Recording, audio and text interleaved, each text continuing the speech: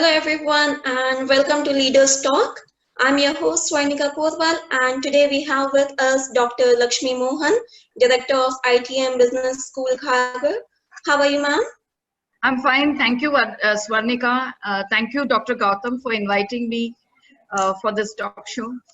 And this is Dr. Dhirendra Gautam, founder of Great Human University. How are you doing today, sir? Fine, thank you, Swarnika. Yeah. And in our today's talk show, we will talk about the digitization of education and how the digital era is transforming education. I'll now like to hand over the talk show to Dr. Gautam to start off with our first question. Over to you, sir. Thank you, Swarnika. And I would like to welcome you, Lakshmi, again to our talk shows. In our talk show, we normally invite business leader and corporate and educationalists from different industry and sector, so that our members in Navi Mumbai Chamber of Business and Industry and the people who are associated with us, our members, they can understand or learn something from your wisdom, and they can implement in their life to transform their business and career and whatever they do in their life. So as the subject today, transforming the education, or you can say higher education for you in the digital era, because you are responsible for the higher education at this stage. So I have seen, like, kids, my kids are going to school, so I see them, they are busy in front of the camera and mobile phone, they are going through with that. So how higher education is getting managed in this digital era, and especially due to the impact of this pandemic, where the schools and colleges are not allowed to still function? Yeah. So technology 4.0 is actually a treat to education. Fortunately, we were, we could move from classroom to online because of technology. So imagine with this pandemic, if we had not invented technology and if we had not come out with something like online teaching, what would have happened to all of us, right? Already the economy is facing the brunt of the pandemic. In fact, even children will start not having anything to do at their homes, not studying and not interacting with their teachers or their peers. But I would say that technology has brought in this kind of a boon or a blessing for all of us. We are all able to connect to our students. In fact, digitalization is one of the ways of putting processes in place, systemizing the whole education as well. And though the pandemic struck, I think all of us knew how to counter this. Many of our teachers did not know how to do an online class, but Yes. educators have been quick enough to train their teachers and have been quick enough to blend into the online mode of teaching. So today, if you see, typically every school is functioning with online classes. That's the advantage, I would say. But there are disadvantages, like a student says, I'm just bugged of being on screen for 8 hours at a go. And what's going to happen to my eyes? What's going to happen to my energy, which is getting seeped by technology? So that's the flip side of technology. But I must say we are fortunate that we had technology handy during this pandemic. Otherwise, it would have been very tough. Let me give you an instance of what we did at ITM Business School. April was a time the students were all to get into an internship, okay, an industry internship. Right. And we have a very solid program where we connect the students to the industry and give them a real world learning. So it's about 5 months that they would be with the industry. But unfortunately, when the pandemic struck, we had to connect with almost 276 corporates with whom we were connected for this internship, where almost 737 students were to get into internship. We had to really respond very fast, super fast, I would say. Right. And fortunately for us, every corporate agreed to have a work from home internship. So all our students got back to their hometown. It was not safe for them to be here. And ITM being a school where we have students from diverse culture, diverse states, we had to send back the students to their hometown to be, in safe Yes, yes, surroundings. yes. And of course, their internship happened. At the same time, for the juniors, we began with classes. So nothing has stopped as such. Mhm. But yes, pandemic has definitely disrupted education, disrupted life. There has been a lot of issues with even admissions in various colleges, which Yeah, has seen a drastic fall in the admissions because parents are scared to send their children out of their hometowns. Forget about out of country. I think yeah, US yeah. has been majorly hit, considering the fact that most of our students, many of our students opt for, the study abroad kind of Right. situation, but then they have not been able to. Right. Great. I think very nicely explained, but I'm just having a similar associated question coming out in mind. Of course, we don't have any other option to go for this online kind of thing. So I just wanted to understand from, like, you are the person experiencing in practically managing the, like, your college for the MBA and other technical educations. So is this just like, the only option available? How it is effective? Like, if this pandemic like, goes longer, and I feel strongly because in my last leader talk, I invited a director from the Serum Institute who is the pioneer in creating the vaccine for the corona. And he has very clearly mentioned that even it is available, it will be available after June and July only. Like, Okay. so we are talking about another 1 year. And even he was mentioning that even the full capacity it is going to work, there are more than 2 crores health professionals are there in India. The first year will go to them. So it is not going to come to us, like, for the armed public, you can say. So how this online education, of course, 1 year career is very important for a student, and we have been a student in our life, and we understand that how we should not be anyway allow anyway that our career should go for 1 year without doing anything. But effectiveness is always a question, and just I wanted to understand from you how effective you feel, or can it be more effective going forward? Like, people will adopt it, people will accept it, a student will accept it, might be uh, teachers will accept it, and at the same time you see students are there, or teachers are even there from their home. Everybody doesn't have a lavish home in India.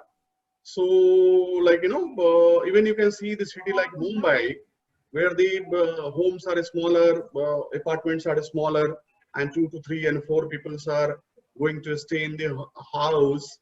So, how effective this digital education, what we are saying is going to be effective education going forward? Yeah, that's a good question.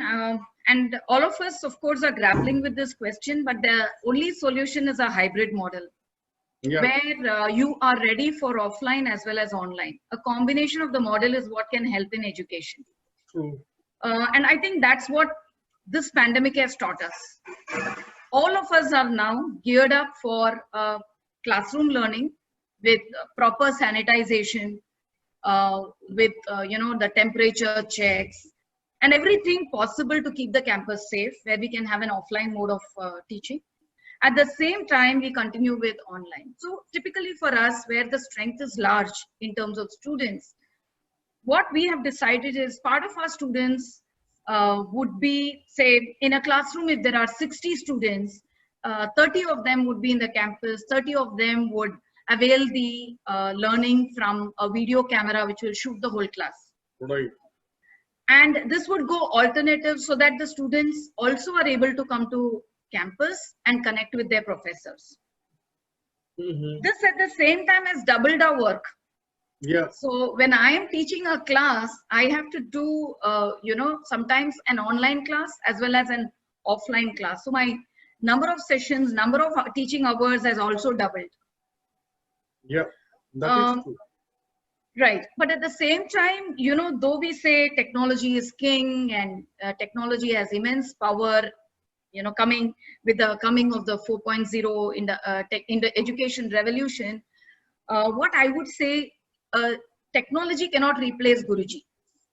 True. The teacher will definitely have a role to play, and the teachers did not fear that they will lose their jobs. In fact, technology is only an enabler. So if you look at digitization, it is only an enabler to make the classroom more effective. And how do we make the classroom more effective? Could be through an augmented reality or virtual reality, making the classroom very interesting. True. I mean, there are various modes. In fact, making the processes very simple through a blockchain where you can store data, Mm-hmm. okay, where you can have the right enterprise uh, resource planning system. Mm-hmm. Okay, so these are investments in technology which we need to make, of course. True. Now, a curriculum will tell you what to teach, but it is digitization which has actually taken you into the 21st century on how to teach, Right. right? So, there will definitely be a flip side. I mean, I wouldn't say technology is most perfect and that is what is, you know, something that everybody should only adopt. No, I think it should be a blend of both classroom as well as online teaching. That should be the way forward. Right.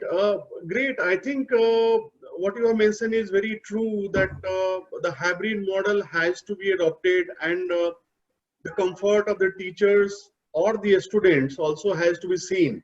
The people who can be comfortable Right. attending the session online or through augmented or virtual reality, whatever you say, the technology is coming. And of course, the people who needs to come for the practical session or important session in the classroom, of course, they have to come and be in the company of teachers where they are able to, like, the real transformation. I do believe that a relation between a teacher and a student is not only just a teaching relation. It is creating an impact. Absolutely. Yeah, so a teacher or a professor or whatever the things we call, they create an impact on the overall development of the students, and that impact has to be created in one-to-one, and that has to continue. Although because of this kind of situations, things will keep on evolving, I say, and it will be going towards more of the digitization, which I feel like, it is a good thing in a different direction. I say, like, in a country like India, where the world-class education or a better educations are limited, and the number of population of the people is more and more. So if a hybrid system starts, and somehow it evolves in a level where the many people, like, now your campus is half utilized, so you have the ideal opportunity to increase the number of the student to double. True. I'm just saying a hypothetical question. I'm just saying. Though accreditors won't accept it. No, I know that it is going to be, yes, decided by the UGC and the, like, AICT and all those things. They are going to decide.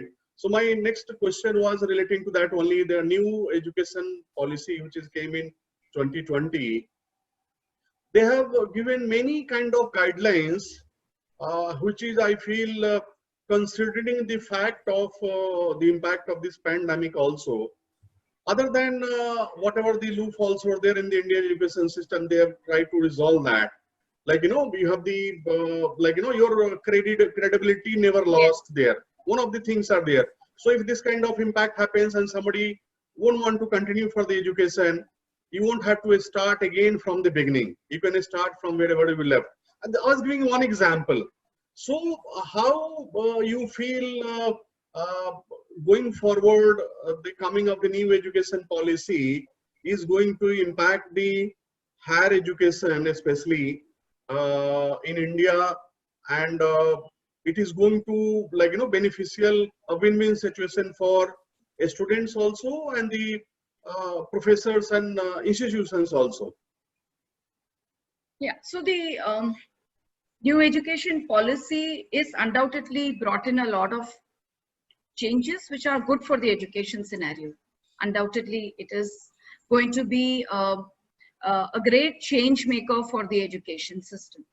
Now, if you look at a graduate who, not a graduate, a boy or a student who is doing his graduation, he gives up in the second year of his graduation, Mm-hmm. it is not counted, right? Right. Whereas now, I think with the present education policy and the change that the education policy has brought in, Mm-hmm. every year is precious. And you know, when you finish your first year or you get a diploma, so every year is considered to be important in the stage of your, you know, education. At the Right. same time, there is a possibility that you know, I do my first year and second year in one college, and then I decide to change the university. And there is not going to be any problem because the credit transfer is permissible here. So Right. that is again something that's really welcome. Um, Another thing about the new education policy is the insistence of skill development, you know, which is so crucial, because unless and until you make the students employable, you know, your education is not really made use of.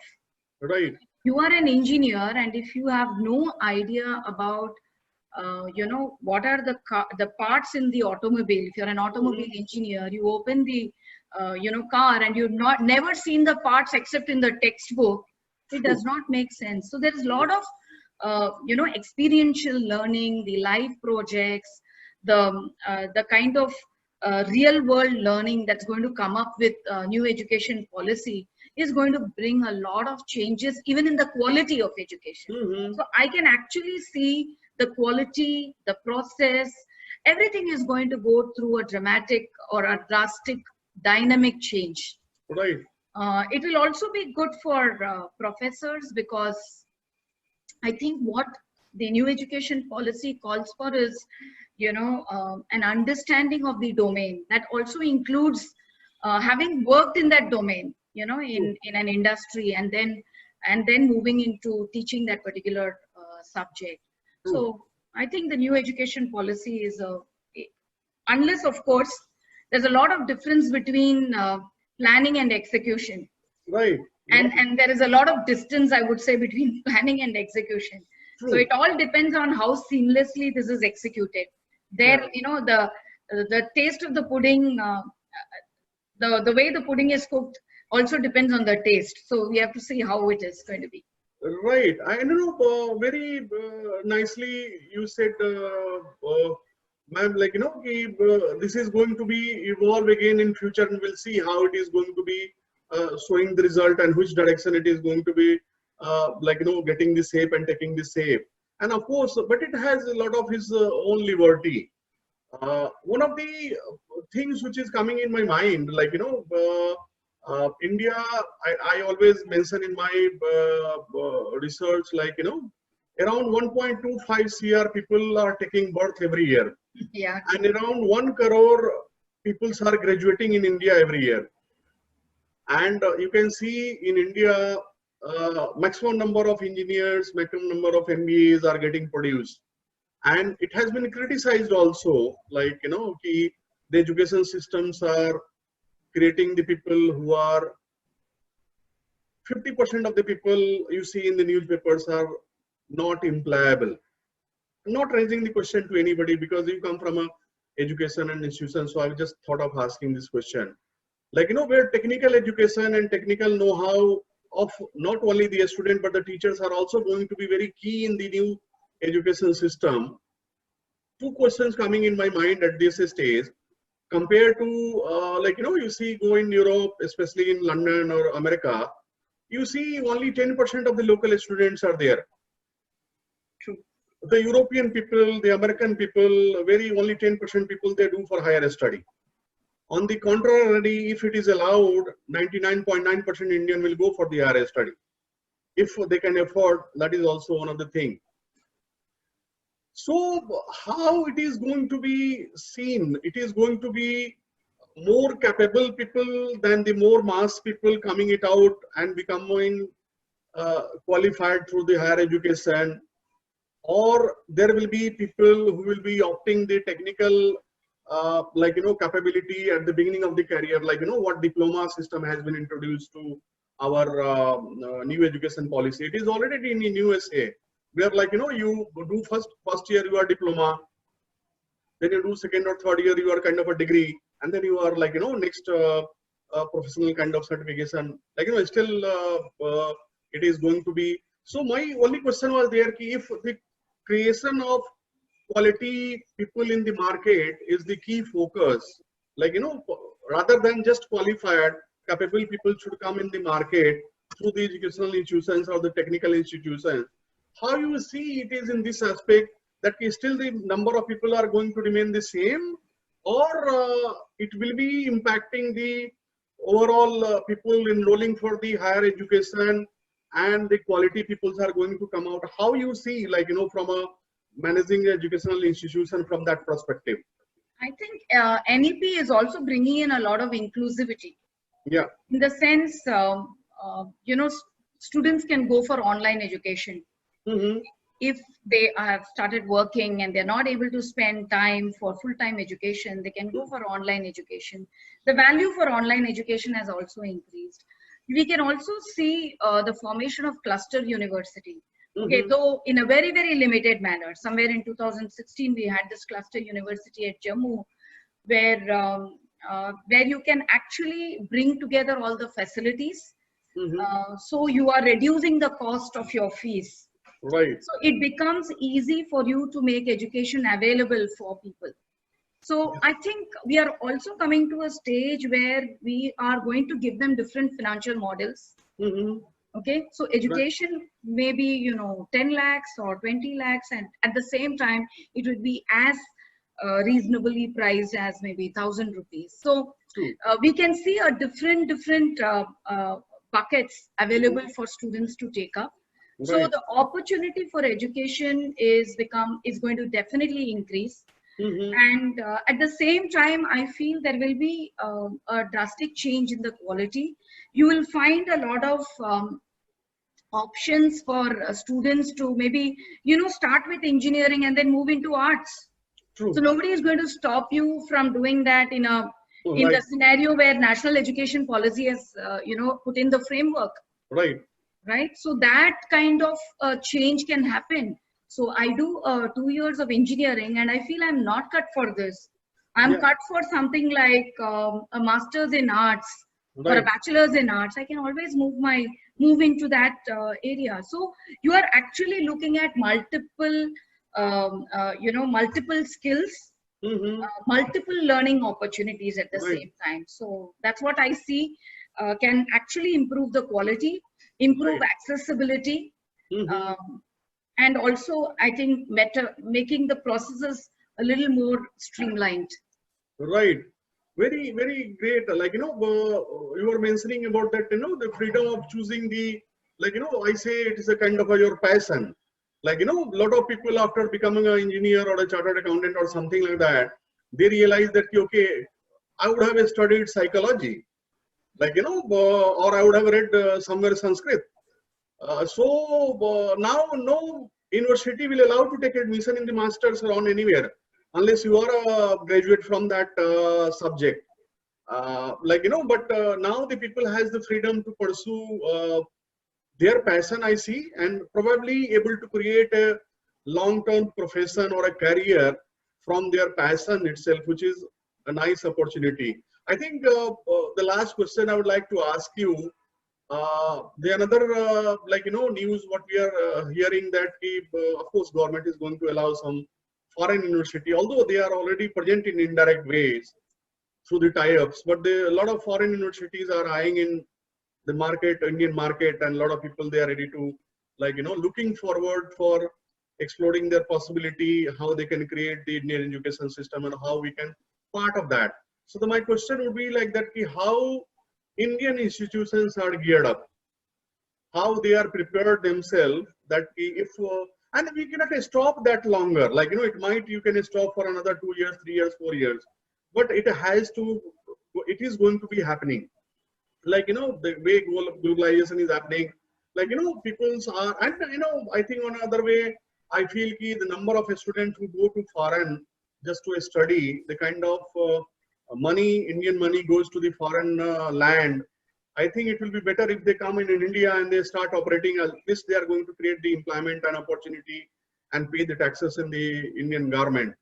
So the question was like that, how Indian institutions are ready or already they have started preparing, or what kind of a step they are already have started taking or planning to take to counter or be better. I will say be better.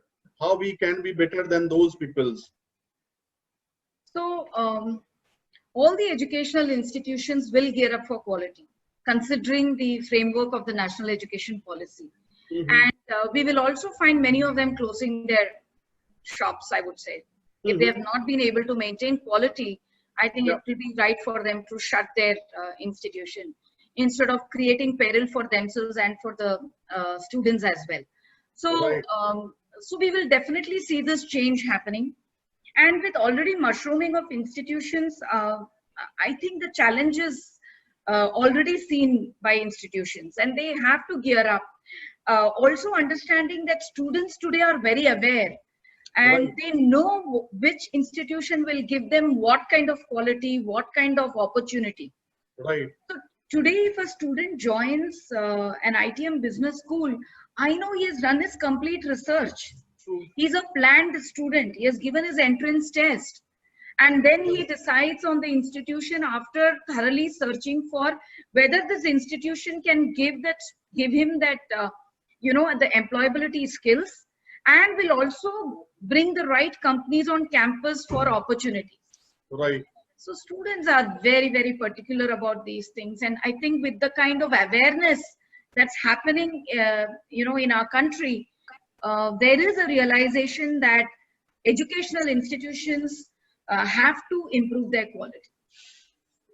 Yes, it was really wonderful talking to you, Dr. Lakshmi Mohan, and I would like whole of my audience has enjoyed this session, and we look forward some next time to again collaborate, and we can have you on our leaders talk for different topics and subjects. Swarnika, over to you. Thank you, sir. And I'm sure now our viewers have a much better understanding of how the digitization of education is going to be beneficial for students. And I would like to thank everyone who joined us for the live stream and making this Leaders Talk a successful one. I would also like to thank Dr. Lakshmi Mohan for her time today. Thank you, ma'am. Thank you so much. It was wonderful having you.